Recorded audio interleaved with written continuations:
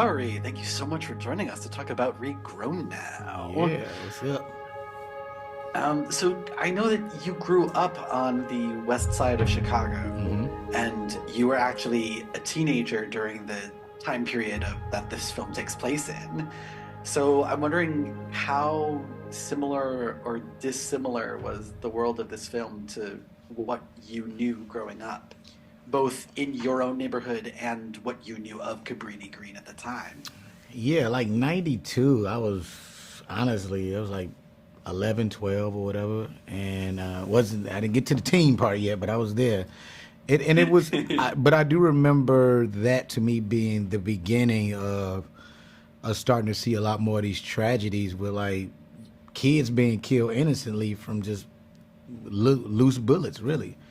And I just remember how worried my parents were.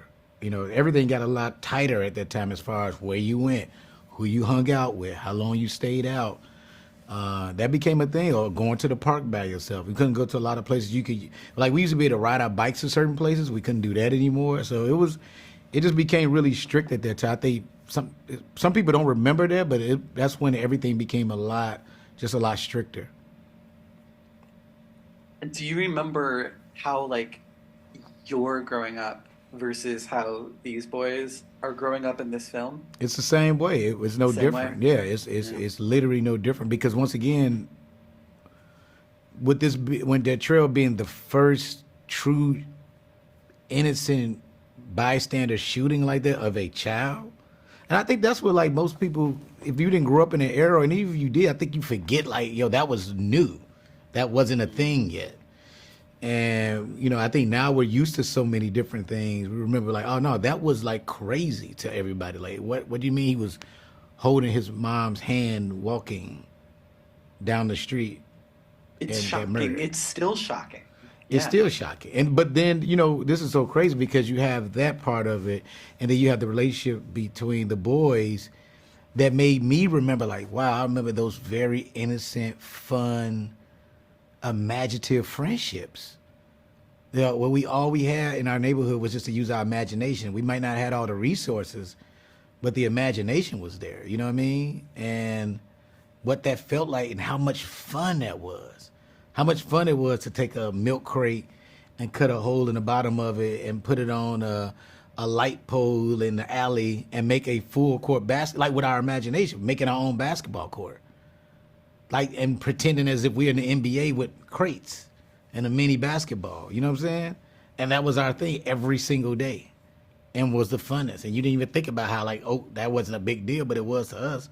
So like, I think that's one of the things I love about this movie too. Is like, dang, thank you for taking me to that beautiful place with my imagination soared. Yeah, and it's a really beautiful like testament to sort of childhood imagination in a lot of ways, with the magical realism and how he imagines the train coming to take him away and everything. Did you ever go mattress jumping when you were growing up, or was that just a Cabrini Green thing? 100%, hundred Yeah? percent, yeah. I mean, I was telling somebody earlier, like that was our first introduction to gymnastics. Really? Okay. Yeah, like and until like if you're from Chicago, one of our politicians had his own tumbling group called the Jesse White Tumblers, Oh, and wow. Jesse White was just he did it every year till maybe like 4 or 5 years ago. He's really old now, but I remember him just walking kind of old, still trying to do the tumbling. But he created, but that's where it came from. He was watching these kids who were jumping on the mattresses, and that's how they did it, and then actually really created a program for tumbling and gymnastics. But that's where it started from, actually. That's where it all starts from, which is crazy. That's incredible. I love that. Um, the other interesting thing is how you have children of your own Yep. now. And in this role, you're also flashing back to your own childhood, but you're having these conversations with Gian Knight Ramirez, who plays your son Eric. hmm And what was that like, thinking about that trying to act that conversation with Jan and versus with having that conversation with your own kids? Have you had to yet? Well, it's different, right? Because I had to look at it from my dad's perspective, to be quite honest with you. And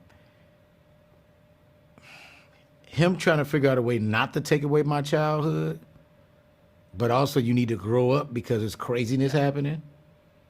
And so you have to have more awareness almost as an adult, even though you're a kid. And so that's I had to channel that and what that felt like. And to be quite honest with you, like I give my mother and father props because some of the decisions they had to make based on the circumstances, I don't know if I can make I don't know how to I would make those same decisions now. I mean, yeah, we still have things that go on where I have to sit down and give my sons the talk and things like that about, sometimes dealing with the police and different things like that. But this is different. For them, it was so new. And, I forget that they were in their early 30s, late 20s, trying to figure out how to keep us safe. You know what I mean? And that's for something that's new. We talking about like the type of guns that was on the street then become a regular thing to the 90s. Yeah. Before that wasn't a thing either. You had one or two. It wasn't like the guns that you see now, and even depicted in some of the 90s films. Those were like those guns they didn't exist when they were growing up. We had to look out for that drive-by shootings. The term didn't start until the 90s. I think that we forget like a lot of that stuff was just.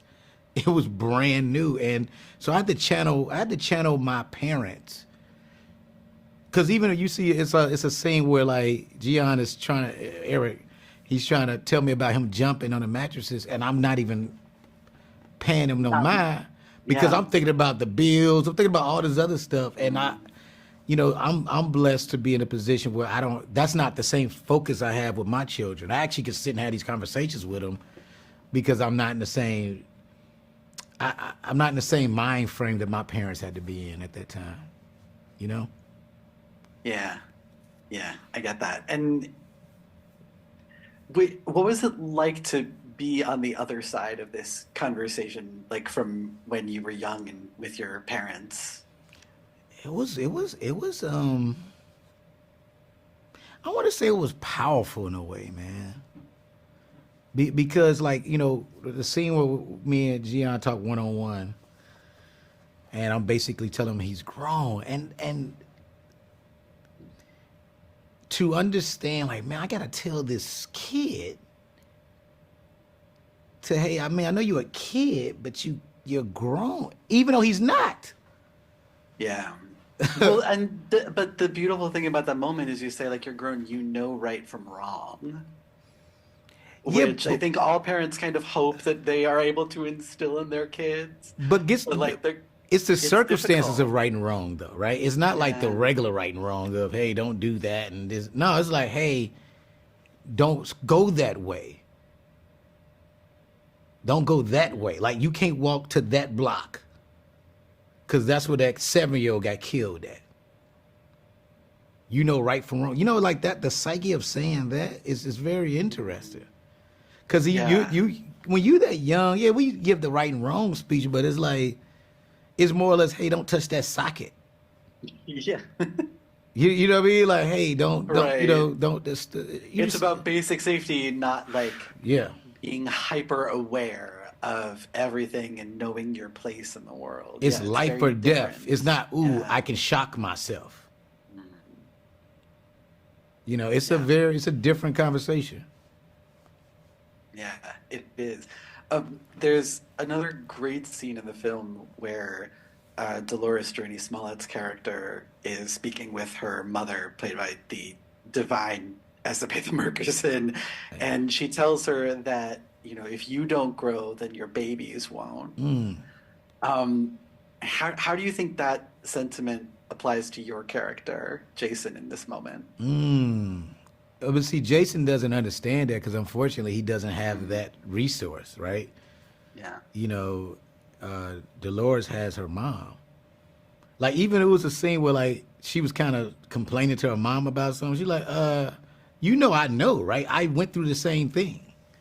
I know what you're saying. You know that, right? But with Jason don't even have his wife. So he's trying to figure out how to be both parents, man.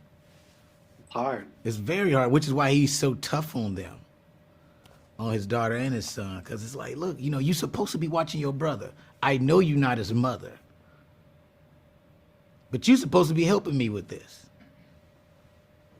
And that's not fair either, really, right? She's like, I just want to be a teenager, Yeah. not a teenage mom.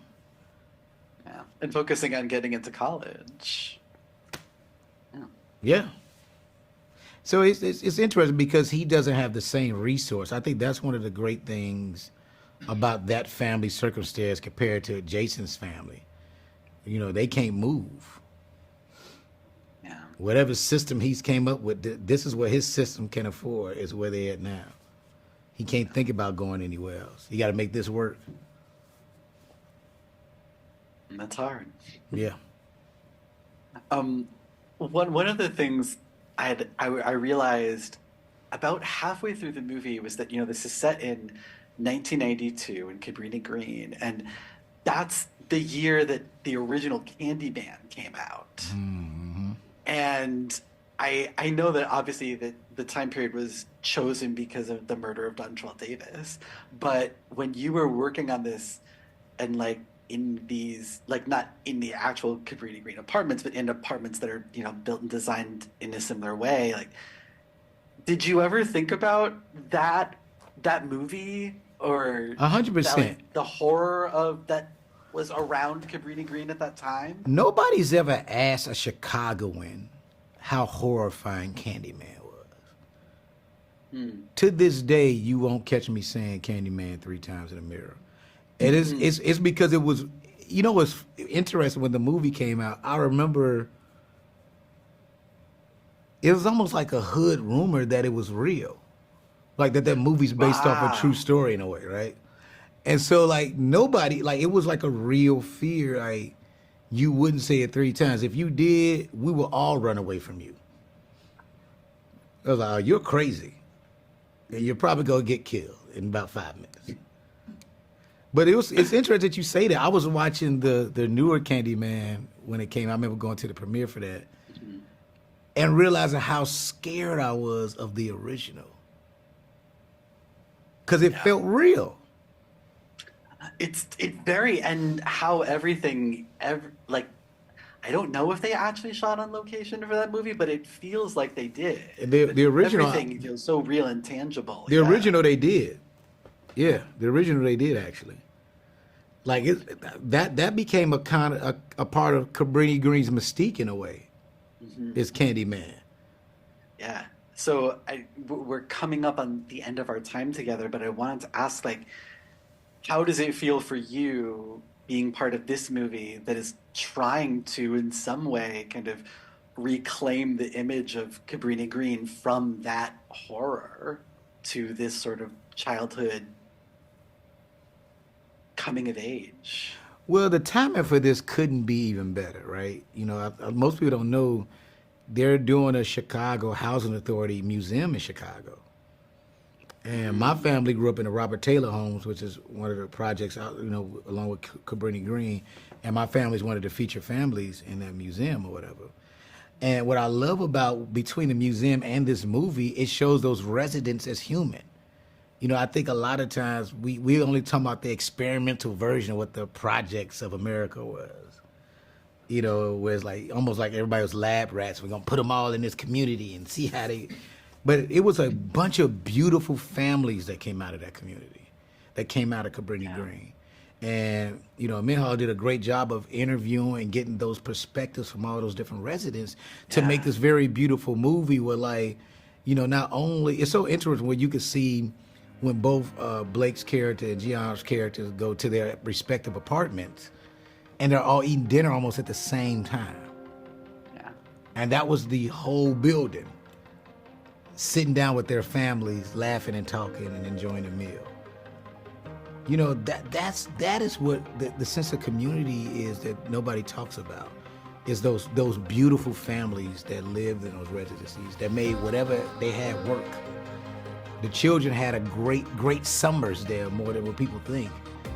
Because we didn't have to go to school, so we could jump on these mattresses all day. They had to be very creative. The video games didn't exist and none of the other stuff. No, we had to figure out our own fun.